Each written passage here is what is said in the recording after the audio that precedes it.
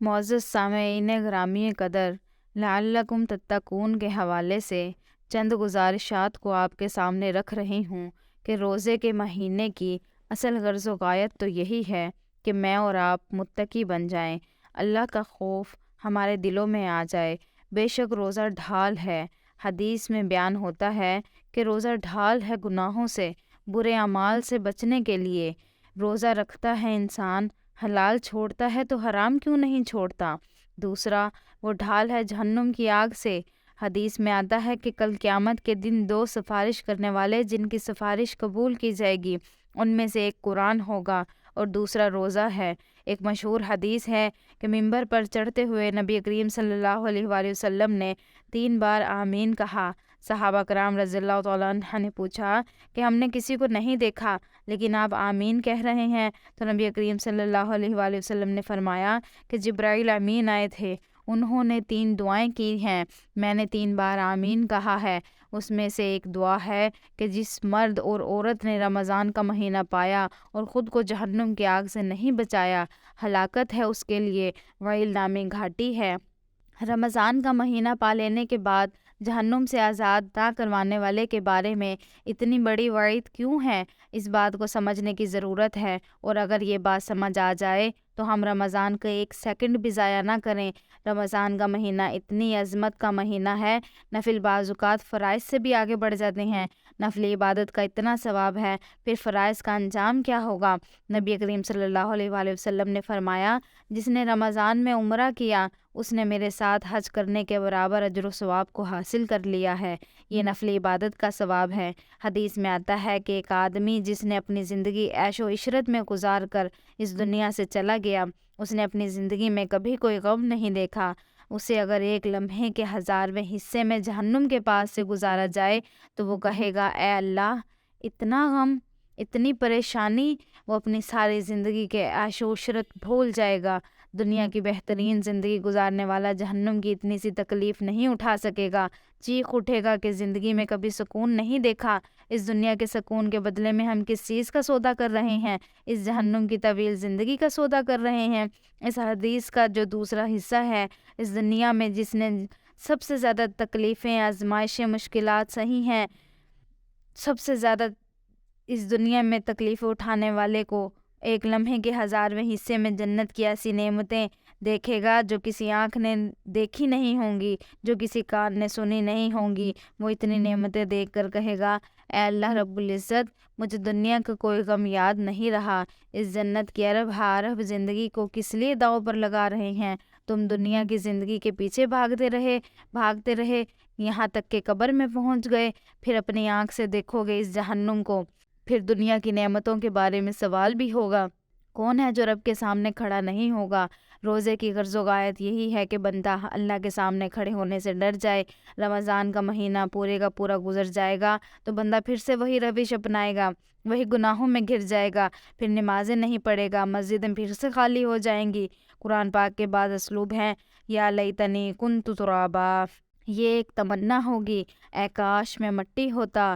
یا لیتنی قدمت لحیاتی، اے کاش اس آنے والی زندگی کے لیے کچھ آگے بھیجا ہوتا۔ یا ویلتا لیتنی لم اتخذ فلانا خلیلا، اے کاش فلاں میرا دوست نہ ہوتا، فلاں لڑکی میری سہیلی نہ ہوتی، میں تو اللہ کو ماننے والا تھا، نمازی تھا، وہ بدبخت تھا، مجھ سے گناہ کرواتا رہا، کاش میرا ایسا یار نہ ہوتا جو مجھے برائیوں کے کاموں کی طرف لے کر چل پڑا، میں تو راہ راست پر تھا۔ یہ وہ آرزویں ہیں جو صرف آرزو ہی رہ جائیں گی۔ اور اگر قرآن پاک کی ان اسالیب کو غور سے پڑھیں تو اللہ رب العزت نے قرآن پاک میں بعض اسلوب کفار کے بارے میں بھی کیے ہیں۔ محدثین اور مفسرین نے جو ان کی تشریحات کی ہیں ان سے رونگٹے کھڑے ہو جاتے ہیں۔ کم لبثتم فی الارض عدد سنین، کافروں کو کل قیامت کے دن کھڑا کر کے پوچھا جائے گا زمین پر کتنے سال رہے ہو؟ وہ کہیں گے 1 دن یا اس سے بھی کچھ حصہ نہیں، 1 پہر بھی نہیں گزار کر آئے۔ جو زندگی اب شروع ہو گئی ہے اس کے سامنے وہ 1 پہر بھی نہیں۔ اگر پورا ایک سمندر ہو، اس کے اندر 1 انگلی ڈالی جائے اور انگلی کو باہر نکال لیا جائے، انگلی پر جو پانی کا قطرہ لگتا ہے وہ دنیا کی زندگی ہے، باقی سارا سمندر ہمیشہ کی زندگی ہے۔ اس ارب ہا ارب سال کی زندگی کو ضائع کرتے ہو اس دنیا کے مال کے پیچھے، رسول اللہ صلی اللہ علیہ وآلہ وسلم نے فرمایا ہے، اے ابن آدم، اگر تیرے پاس مال کی ایک وادی ہو تو تیری خواہش ہوگی کہ ایک اور وادی ہو مال کی، دوسری ہوگی تو تیسری کی بھی خواہش ہوگی، اور آدم کا پیٹ مٹی کے علاوہ کسی چیز سے نہیں بھرتا۔ ایک مرتبہ نبی کریم صلی اللہ علیہ وآلہ وسلم زمین پر کروٹیں لے رہے تھے۔ صحابہ کرام رضی اللہ تعالیٰ عنہ نے پوچھا، اے والی بطحا، آپ ایسے کیوں کر رہے ہیں؟ نبی کریم صلی اللہ علیہ وآلہ وسلم نے جواب دیا، بھوک کی شدت کی وجہ سے کروٹیں لے رہا ہوں۔ صحابہ کرام نے فرمایا، ایک بار ہم نے دیکھا کہ آپ صلی اللہ علیہ وآلہ وسلم نے جسم کے اوپر کپڑا کس کے باندھا ہوا ہے، پھر پتہ چلا کہ بھوک کی وجہ سے باندھا ہوا ہے۔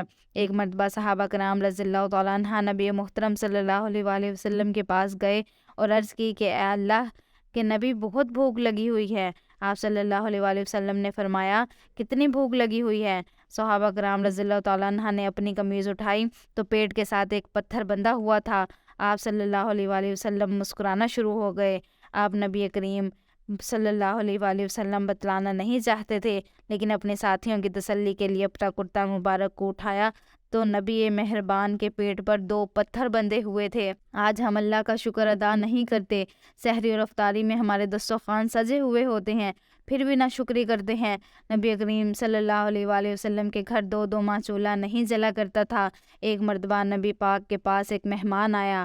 آپ صلی اللہ علیہ وآلہ وسلم نے اپنی ایک بیوی کے گھر ملازم بھیجا کہ کھانے کو کچھ ہے تو بھیجا جائے تاکہ مہمان کی مہمانداری ہو، تو گھر سے پانی کا گلاس آیا، پھر دوسرے گھر بھیجا، وہاں سے بھی پانی آیا، اسی طرح 9 گھروں سے صرف پانی کا گلاس آیا۔ نبی کریم صلی اللہ علیہ وآلہ وسلم کی سب سے محبوب بیوی عائشہ رضی اللہ تعالیٰ عنہ بیان کرتی ہیں کہ نبی کریم صلی اللہ علیہ وآلہ وسلم کی زندگی کے اکثر ایام تو ایسے تھے کہ میں نے نبی پاک کو جو سوٹ دیا ہے وہی پہنا ہے، نبی کریم وہی پہنا کرتے تھے، اور طے کر کے رکھنے کے لیے کوئی دوسرا سوٹ نہیں ہوا کرتا تھا۔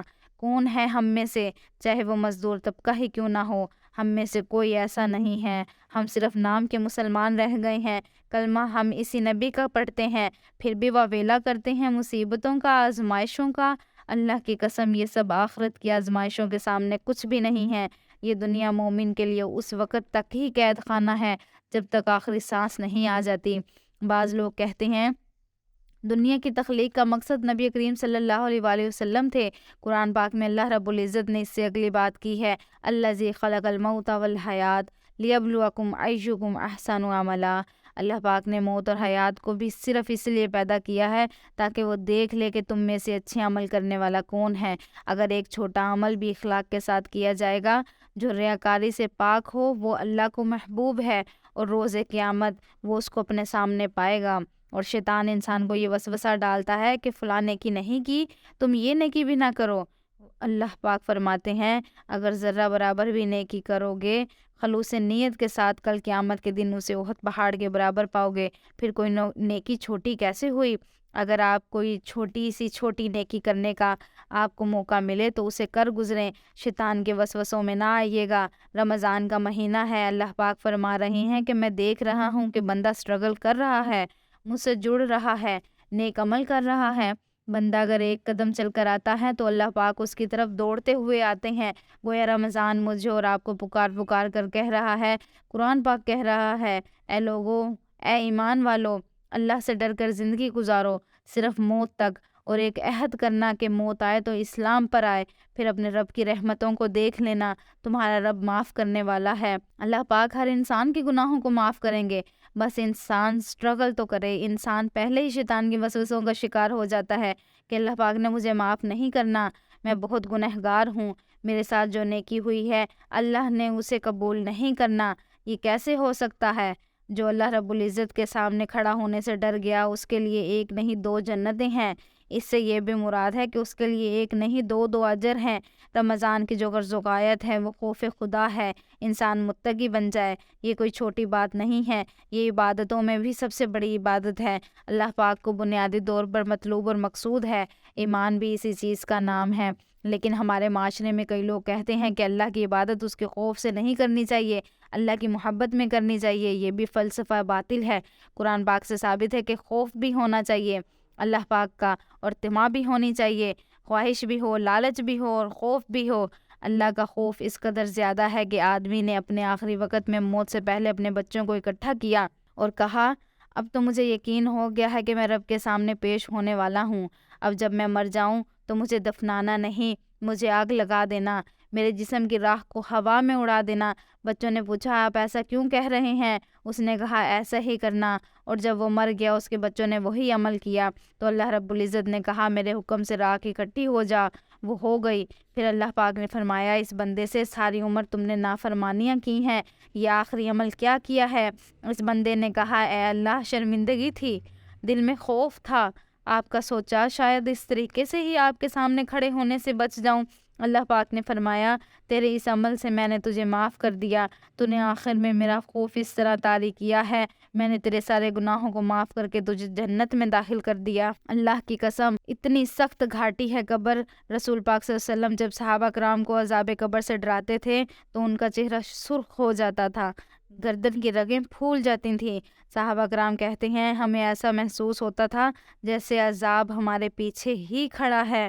اللہ پاک مجھے اور آپ کو ہم سب کو عذاب قبر سے اپنے امان میں رکھیں، جو کہا ہے جو سنا ہے اللہ پاک اس پر عمل کی توفیق عطا کرے، آمین ثم آمین۔